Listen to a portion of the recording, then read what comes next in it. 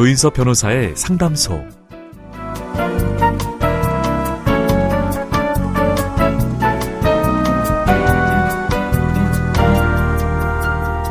비행기는 이륙할 때 활주로를 달리며 전체 연료의 절반 이상을 사용합니다. 우리가 살아가는 것도 그렇습니다. 일이든 사랑이든 그 무엇이든 시작엔 가장 많은 에너지가 들죠. 요즘 유난히 힘드신가요? 그건 어쩌면 더 높이 더 멀리 나아가기 위한 준비일지도 모릅니다. 오늘도 당신의 이야기에 귀 기울입니다. 조인섭 변호사의 상담소, 저는 조인섭입니다.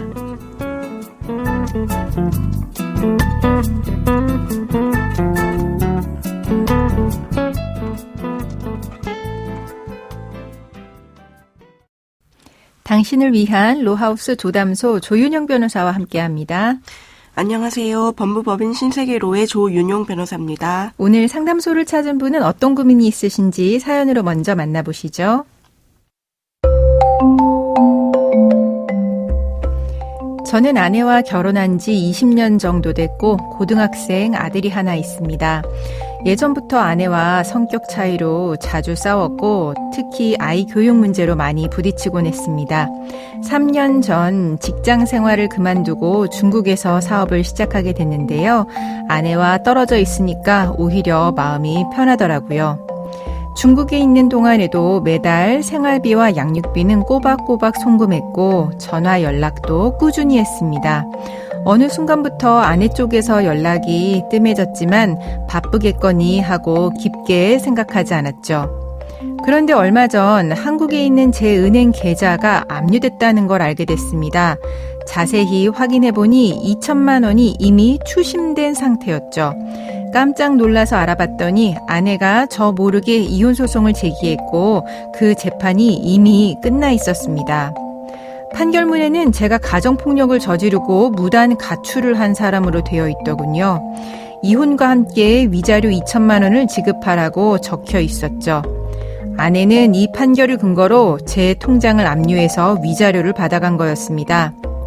어째서 저 모르게 이혼이 진행될 수 있는 건지, 제가 이렇게 일방적으로 잘못한 사람으로 몰릴 수 있는 건지 도무지 납득이 가지 않습니다.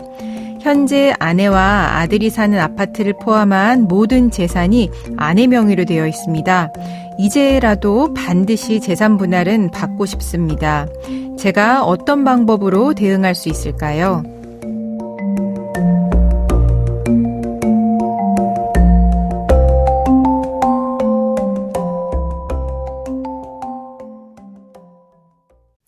조인섭 변호사의 상담소, 억울한 상황에 놓인 한 청취자의 사연을 만나봤습니다. 자신도 모르는 사이에 이혼 소송 진행됐고요. 또 위자료 판결까지 났고 계좌 압류가 돼서야 그 사실을 알게 되신 분이세요. 재산 분할은커녕 자신이 유책 배우자로 몰린 상황인데 너무 황당하실 것 같습니다. 네, 이혼이라는 것이 부부에게 전부 그 아주 중대한 인생의 전환점인데, 네. 당사자가 소송이 진행된지도 모른 채로 또 재판이 진행되고 판결까지 받았다니 굉장히 충격을 받았을 것 같습니다. 네, 근데 이렇게 본인도 모르는 사이에 이혼 판결이 났어요. 이거 가능한 일일까요? 예, 기본적으로 재판상 이혼은 이혼 소장을 접수하면은 상대방에게 송달이 이루어진 이후에 재판이 진행되고 이혼 판결이 나게 됩니다. 네. 그런데 별거가 오래되어서 어디 사는 줄도 모르고 또 혹시 주민등록 초본을 떼보아도 실제 주소가 나타나지 않는 경우나 아니면은 해외로 가버려서 어디 있는지도 모르는 그런 경우처럼 송달이 현실적으로 이루어지기 어려운 사정들이 있습니다. 이렇게 도저히 상대 배우자에게 소장을 전달할 수 없는 경우라면은 최후의 방법으로 공시송달을 통해 소송을 진행하고 이혼 판결이 날 수도 있습니다. 네, 그러니까 원칙적으로 이제 소송 절차라고 하는 거는 소장이 상대방한테 전달이 되고 이렇게 재판이 진행이 되는데, 근데 지금 사연자분은 연락도 받지 못한 채 이혼 판결까지 받았어요. 아마 지금 이야기하신 공시송달이라고 하는 방식으로 소송이 진행된 것 같은데요. 이 공시송달 어떤 제도인가요? 예. 그 공시송달은 법원이 소송 관련 서류를 당사자에게 송달하는 방법 중에 하나인데요. 네. 송달은 당사자에게 등기 우편 등으로 직접 서류를 전달하는 교부 송달이 원칙입니다. 네. 그런데 이런 방법이 도저히 안 될 경우에는 최후의 방법으로서 송달할 서류를 법원 게시판 등에 게시하고 일정한 기간이 지나면은 송달이 된 것으로 간주하는 제도입니다. 이러한 공시송달이 이루어지면은 당사자도 모르는 사이에 재판이 진행되고 또 이혼 판결까지 날 수도 있습니다. 네, 그렇군요. 아무래도 지금 부인이 상대방이 이제 사연자분이 외국에 있다라고 하는 거를 이용해서 공시송달 절차를 이용해서 본인한테 이제 일방적으로 유리한 판결을 받은 것 같습니다. 이거 판결 무효로 만들거나 아니면 다시 재판을 받을 수 있는 방법 없을까요? 예, 사연자님은 제기 사실조차 모르는 상태에서 상대방 일방적인 주장에 따른 이혼 판결을 받게 되었습니다. 정말 억울하실 듯한데요. 그렇죠. 예, 이렇게 공시송달로 진행된 경우에는 사연자님이 소송 진행 사실을 몰라서 소송에 참여할 수 없었던 경우를 밝혀서 추후 보완 항소라는 것을 검토해 볼 수 있습니다. 네, 추후 보완 항소요. 네, 추후 보완 항소는 우리 민사소송법에서 규정하고 있는데요. 당사자가 책임질 수 없는 사유로 말미암아 항소 기간 등의 기간을 지킬 수 없었던 점을 입증해서 그렇다면은 그 사유가 없어진 날부터 2주 이내에 추후 보완 항소를 할 수 있도록 하고 있습니다. 네, 우리가 이제 보통 항소는 이제 민사, 가사 모두 2주 이내에 항소를 할 수 있는데 지금 공시송달로 이렇게 진행된 경우에는 사실 판결 난 지 2주가 훨씬 지났죠. 그래서 그 사유를 이제 없어진 날, 내가 이거를 알게 된 날로부터 이제 2주 이내에 보완 항소, 줄여서 추한 항소라고 하죠. 이 추한 항소를 할 수 있는 제도가 있다라고 하는 이야기 해주셨는데요. 근데 방금 말씀하신 당사자가 책임질 수 없는 사유로 이제 알지 못한 때라고 했는데 이거 쉽게 말해 어떤 경우를 이야기하는 걸까요? 지금 사연에서처럼 해외 나가 있어서 소송 사실을 몰랐던 경우도 해당이 될 수 있을까요? 예, 해외에 나가 있으면 사실 현실적으로 우편 교부 송달이 좀 어렵기는 합니다. 그렇죠. 그런데 물론 개별적인 사안별로 따져봐야 되겠지만은 의도적으로 소장 송달을 피하거나 아니면 명백한 과실로 소장 송달을 받지 못한 것이 아니라면은 일반적으로 법원은 소장 송달부터 공시 송달되어서 당사자가 소송 절차에 전혀 참가하지 못한 경우에는 일반적으로 추후 보완 항소를 허용해 주고 있습니다. 네, 사연의 경우에 사연자님은 의도적으로 소장 송달을 받지 않았다거나 과실이 있다기보다는 오히려 상대방이 공시 송달 제도를 악용한 것이 아닌가 하는 강한 의심이 들 정도인데요. 네. 사연자님은 기한 내에 추후 보완 항소를 하게 되면 받아들여질 가능성이 높을 것으로 보입니다. 네, 그렇군요. 그리고 또 하나 이제 사연자분 지금 이제 재산 분할도 하나도 못 받으셨어요. 재산은 모두 다 이제 아내 명의로 되어 있는데 말이죠. 만약에 이제 추한 항소가 받아들여져서 항소심이 열리게 된다면 그 항소심에서 재산 분할도 같이 이제 달라고 할 수 있는 걸까요?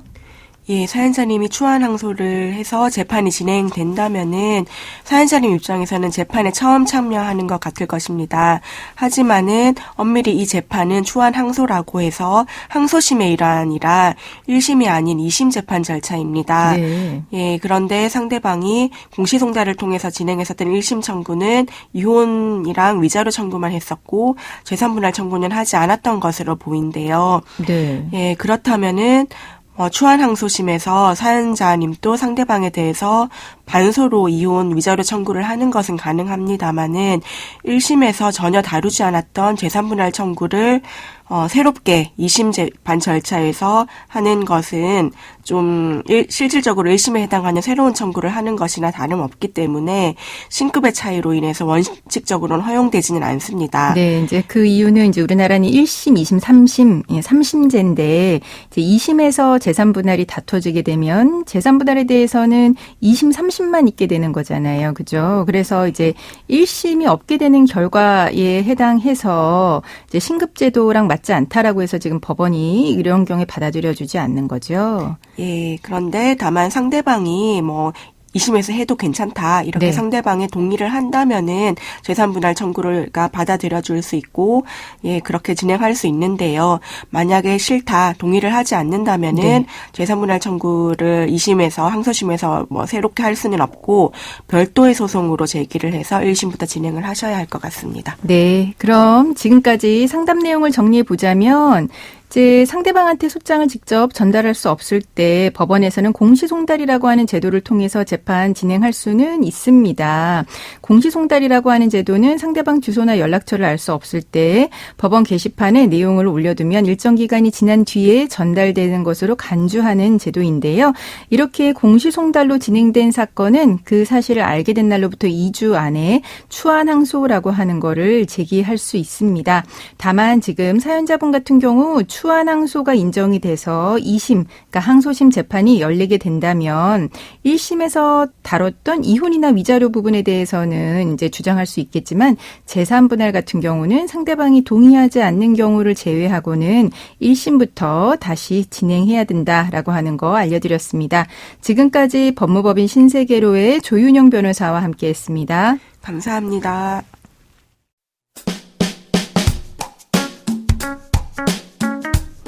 알아두면 쓸데있는 법률 이야기 알쓸법 시간입니다.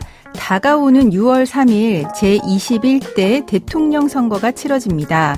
거리 곳곳에는 선거 벽보와 현수막들이 내걸려 있는데요. 최근 온라인 커뮤니티에서는 벽보에 장난으로 낙서하는 정도는 괜찮다. 찍거나 떼지 않으면 처벌은 안 된다. 이런 말들이 돌고 있습니다. 과연 정말 그럴까요?